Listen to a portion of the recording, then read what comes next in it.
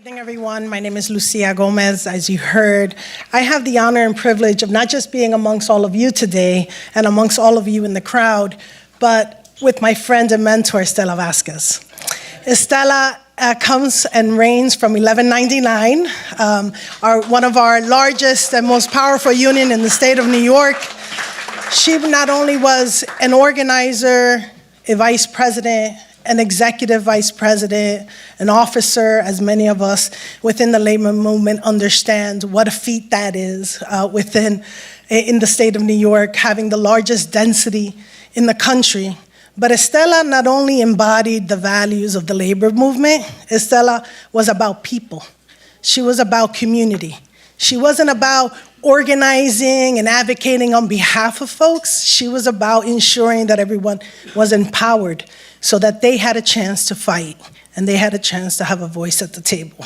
For a young Latina growing up in the labor movement and not having a legacy, not having the history and the connection and the words to the lyrics of the labor chorus at hand, memorized, or that kind of connection to the movement, it was critical to see warriors like Estela that looked like us, that spoke like us, that spoke like my mother, that was able to bring so many of us into the movement and say, you belong here.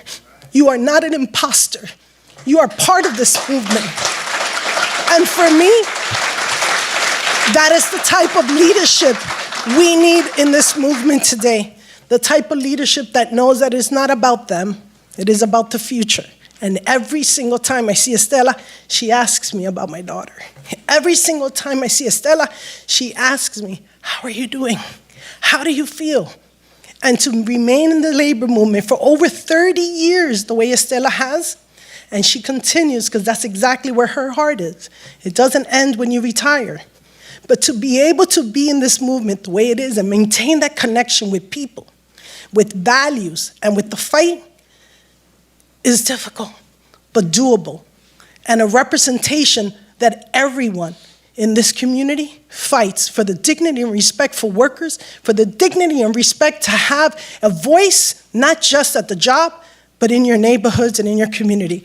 And that is why, Estela, you're not only deserving of this award, but my goodness, there will not be any award sufficient enough to demonstrate what kind of legacy you'll be leaving all of us in the labor movement, and so many young women that see you and know that it is possible to fight for those that don't have and those that need more of you. Thank you so much. Buenas tardes, familia. Good afternoon.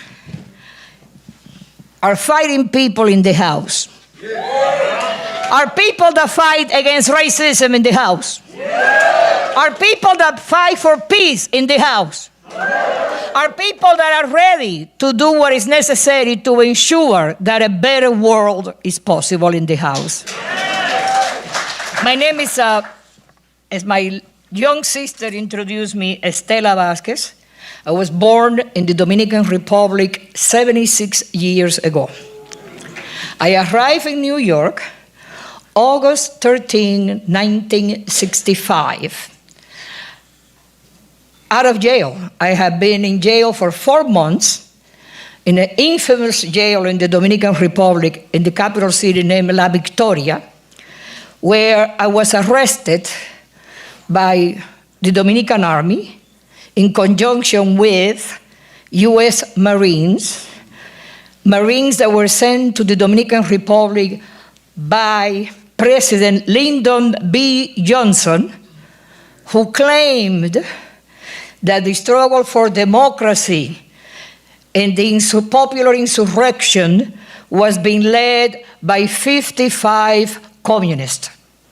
And for those 55 communists, Lyndon B. Johnson sent 42,000 U.S. Marines.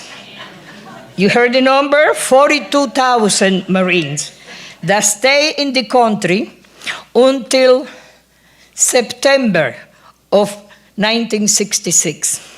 So you can imagine my cultural shock coming to New York. My mother, a factory worker and a member of the ILGWU, was not knowing English, able, when they reopened the airport in the country, to fly to the Dominican Republic and bring my sister, my brother, and I to New York. And people, New York was a damn shock to me. I did not speak any English. There was not a large Latino community that is there now in here. And I have come from a city that was occupied by US Marines, where one word that I was not knew in English was Yankees go home. And coming to the United States, besides the shock of not knowing the language, the experience of 4 months in jail, at the end of 1965, I realized that there was also a working class struggle in this country, at least in this city. And it was when the Transit Workers Union, under the leadership of Mike Quill, called a transit strike that lasted 12 days. And I say, oh shit, excuse my English. There is a working class in the belly of the beast that also will fight for justice and for workers' rights. And throughout my earlier years in New York, especially after I was able to somehow master the English language with the help of the Daily News and the Velázquez Dictionary, there was the emergence of groups like the Black Panthers, the Young Lords, El Comité in the West Side, that also inspired me to get engaged, to participate. There were people like a brother in Harlem, Elombe Brath, that in the early 70s got me engaged in the struggle for the freedom of Nelson Mandela and to end apartheid in South Africa. And eventually, I joined, became part of the most extraordinary union in the city of New York, in my opinion. 1199, the Hospital Workers Union.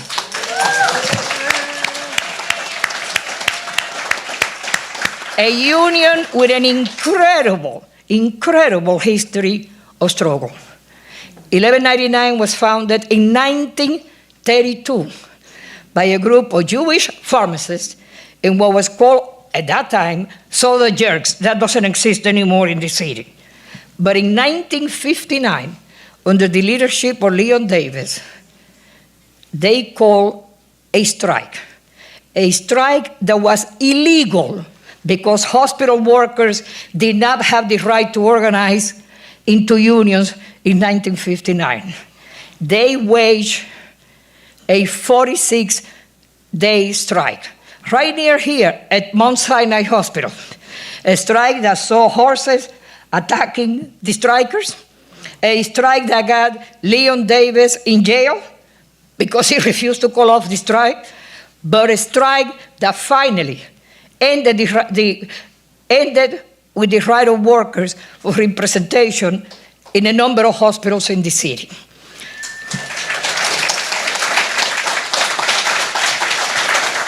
And I usually tell people, for me, it was a privilege and an honor working in 1199. A union that was the first one in the city in the 60s to denounce the war in Vietnam.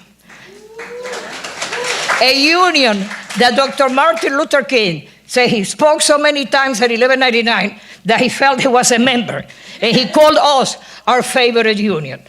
But a union that believed that the work for workers' rights was not only in the hospital floors or in the nursing homes.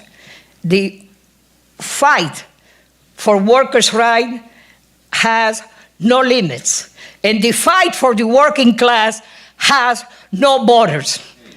If the capitalists can globalize profit-making, we, the workers, should globalize workers' solidarity.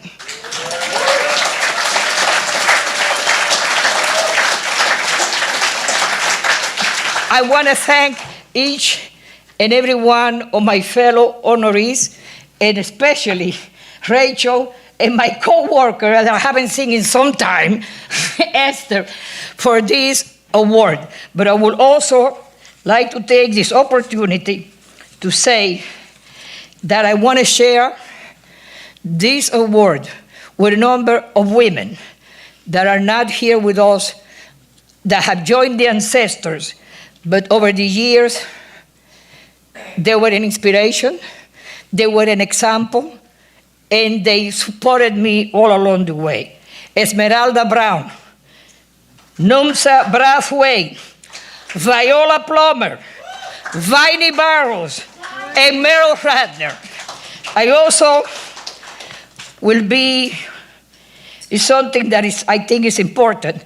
I think I would like to share this award with Leonard Peltier and Mumia Abu Jamal. Free all political prisoners, free them all.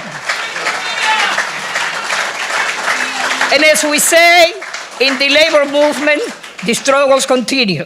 But I would like to remind people that for us, Latinos and African Americans, we are the daughters, granddaughters, great-great-great-great-granddaughters for 18 generations in this continent. Since Columbus got lost, it was found by the Arawak and the Taino Indians in the Caribbean. We are the descendants today of all those fighters that they could not kill, and we will continue the fight.